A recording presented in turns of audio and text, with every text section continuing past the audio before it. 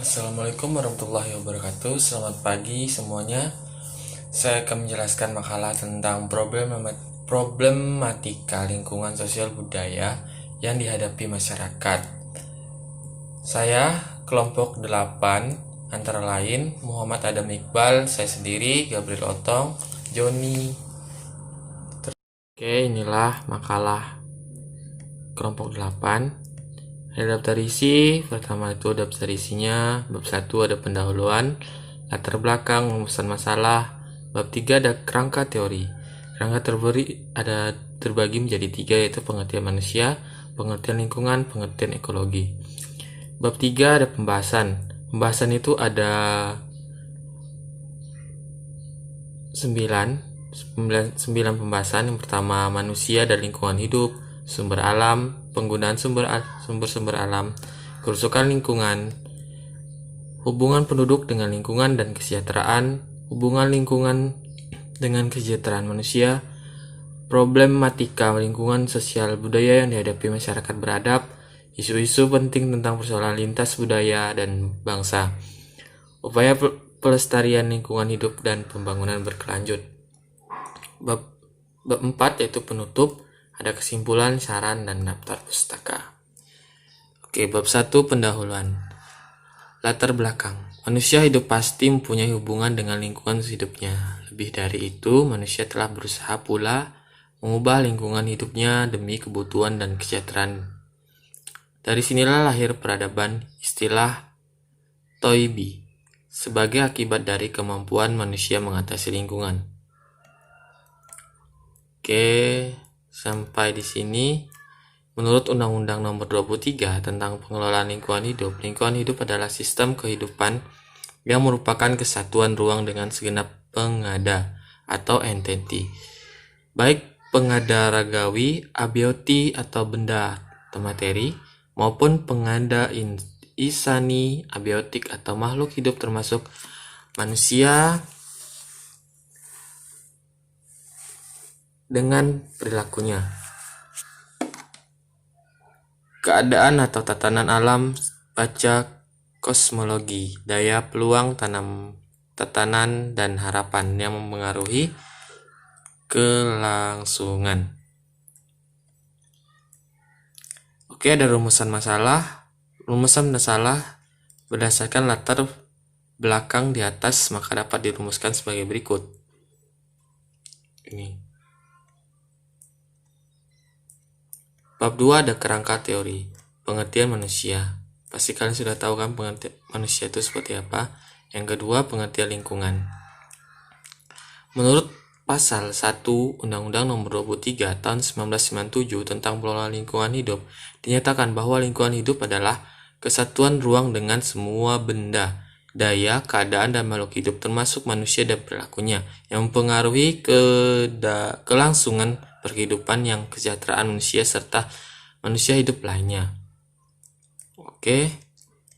Pengertian ekologi. Menurut Setiadi 2006 menyebutkan ekologi terdiri dari 2 suku kata Yunani, yaitu oikos yang berarti rumah tangga dan logos yang berarti ilmu. Jadi secara harifiah, kata ekologi berarti ilmu kerumah tanggaan. Sementara itu pengertian ekologi sendiri memiliki beberapa definisi. Misalnya, ekologi ialah cabang biologi yang mempelajari hubungan timbal balik antara manusia dengan lingkungannya. Yang B, ekologi adalah studi ilmiah tentang interaksi yang menentukan penyebaran dan kepadatan makhluk hidup. Ekologi adalah biologi lingkungan. Oke, bab 3 ada pembahasan manusia dan lingkungan hidup.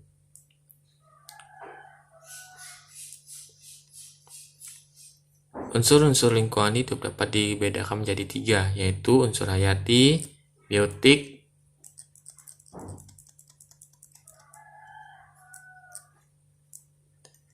unsur sosial budaya, unsur fisik, abiotik. Yang kedua B, sumber alam. Ya, bisa dilihatkan ini penjelasannya. Yang C, penggunaan sumber-sumber alam. Yang D, kerusakan lingkungan hidup. Kerusakan lingkungan hidup itu terbagi lagi, yaitu 1, bentuk kerusakan lingkungan hidup akibat peristiwa alam. kerusakan lingkungan hidup karena faktor manusia, kayak pencemaran gitu, pembuangan air limbah, hubungan penduduk dengan lingkungan dan kesejahteraan, hubungan lingkungan hidup dengan kesejahteraan manusia, problematika lingkungan sosial budaya yang dihadapi masyarakat beradab. Ada lagi terbagi menjadi 1. Interaksi dalam lingkungan sosial, peranata dalam sosial, problema dalam kehidupan sosial. H. Isu-isu penting tentang persoalan lintas budaya dan bangsa. Itu menjadi dibagi lagi. Yang pertama, isu tentang lingkungan. Terus isu tentang kemanusiaan.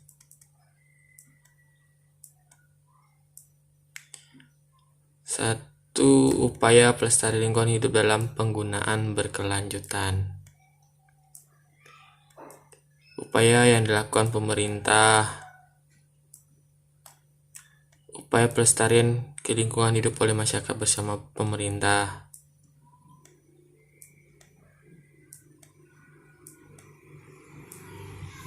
Oke, baik, bab 4 penutup kesimpulan. Lingkungan adalah suatu media di mana makhluk hidup tinggal, mencari dan memiliki karakter serta fungsi yang khas, yang mana terkait secara timbal balik dengan keberadaan makhluk hidup yang menempatinya. Pada hakikatnya, manusia dan lingkungan hidup sangat berhubungan erat. Manusia tidak mampu memenuhi kebutuhan apabila tidak ada lingkungan. Hal ini dikarenakan segala yang ada pada lingkungan dapat dimanfaatkan oleh manusia untuk mencukupi kebutuhan hidup manusia. Karena lingkungan memiliki daya dukung, yaitu kemampuan lingkungan untuk mendukung kehidupan manusia dan makhluk hidup lainnya. Lingkungan yang berkualitas pada akhirnya dan memberikan manfaat bagi manusia, yaitu meningkatkan kesejahteraan kepada untuk terpadu untuk melestarikan fungsi lingkungan hidup yang meliputi kebijaksanaan penataan, pemanfaatan, pengembangan, pemeliharaan, pemulihan, dan pengendalian lingkungan hidup. Oke, saran. Dalam penulisan makalah ini, penulisan ingin menyarankan kepada pembaca di antaranya sebagai berikut. Manusia perlu mengambil kebijakan terhadap lingkungan sebagai usaha untuk memperoleh efisiensi pemanfaatan sumber alam dan lingkungan. Kita sebagai manusia wajib menyadari bahwa kita saling terkait dengan lingkungan yang mengitari kita. Kemampuan kita untuk menyadari hal tersebut akan menentukan bagaimana hubungan kita sebagai manusia dan lingkungan kita. Hal ini memerlukan kebiasaan diri yang dapat membuat kita menyadari hubungan manusia dengan lingkungan. Manusia harus mampu menjaga dan melestarikan lingkungannya. Manusia harus mampu menjaga eksistensinya dalam sosialisasi dengan manusia lain dan lingkungannya. Manusia juga memiliki problema dan dalam kehidupan sehingga manusia dituntut untuk mampu menangani problem tersebut. Oke, daftar pustakanya. Oke, sekian presentasi dari saya. Wassalamualaikum warahmatullahi wabarakatuh. Selamat pagi.